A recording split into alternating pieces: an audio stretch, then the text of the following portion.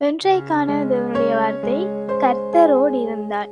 2 நாளாகமம் 15ஆம் அதிகாரம் 2ஆம் வசனம் சொல்லுது, நீங்கள் கர்த்தரோடு இருந்தால் அவர் உங்களோடு இருப்பார், நீங்கள் அவரை தேடினால் உங்களுக்கு வெளிப்படுவார். நாங்கள் தேவனோடு இருந்தால் மாத்திரம்தான் தேவனும் எங்களோடு இருப்பாராம்.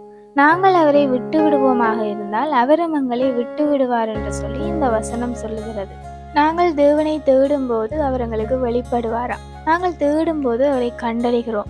தேவனை தேட வேண்டிய சமயத்தில் தேடும்போது நாங்கள் அவரை கண்டடைவோம்.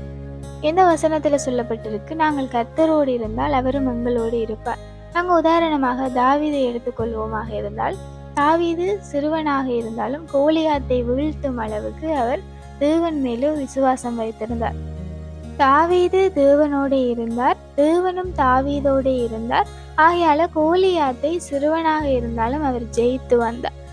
ஆனால் நாங்கள் சிம்சோனை எடுத்துக்கொள்வோமாக இருந்தால், சிம்சோன் கர்த்தரோடு இருக்கும் அளவும் கர்த்தர் சிம்சோனோடு இருந்தார். ஆனால் சிம்சோனிடமிருந்து கர்த்தர் எடுபட்டதை சிம்சோன் அறியவில்லை. நாங்கள் தேவனோடு இருந்தால் மாத்திரம்தான் தேவனும் எங்களோடு இருப்பார்.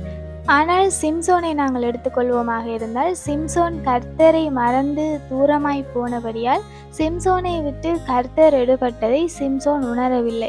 அப்படி சிம்சோன் தன்னிடத்தில் கர்த்தர் இருக்கிறதாக நினைத்து கொண்டு யுத்தத்துக்கு சென்று அவர் யுத்தத்தில் தோல்வி அடைந்து போறார்.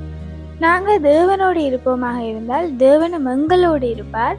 எவ்வளவு பெரிய பிரச்சனையாக இருந்தாலும், மலையாக இருந்தாலும், கடலாக இருந்தாலும் அவற்றை எல்லாம் தாண்டி வர தேவன் எங்களுக்கு உதவி செய்வார். ஆகையால எப்பொழுதும் தேவனோடு கூட இருங்கள், அவரை தேடுங்கள், அப்பொழுது கண்டடைவீர்கள். Have a nice day.